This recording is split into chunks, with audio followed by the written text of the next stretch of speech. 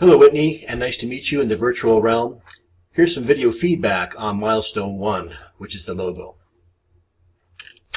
Whitney, I've got, let's see, I think about 5 files from you. I'll download each of them. I'm not sure whether you've collected all of your logos on a single, in a single PDF or not. I'll take a look at that first. Whitney, I've encouraged, I think, folks to sketch in using paper and pencil or pen and pencil, and I see that you've done that before.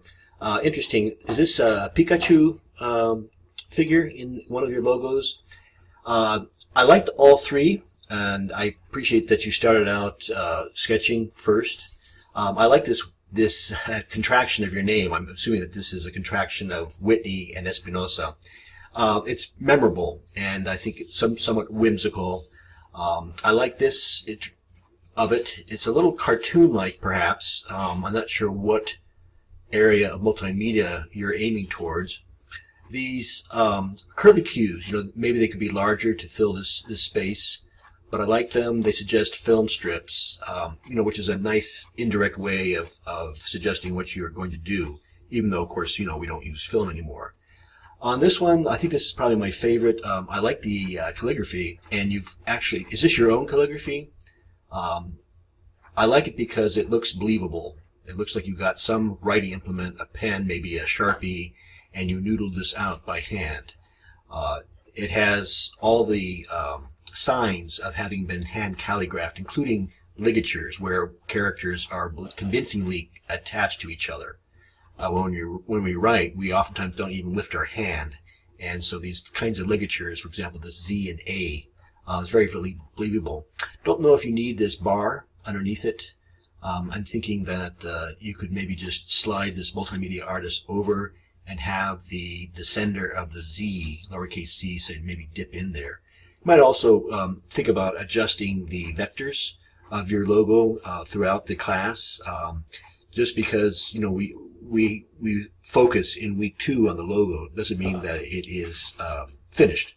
So look at how it looks in different contexts.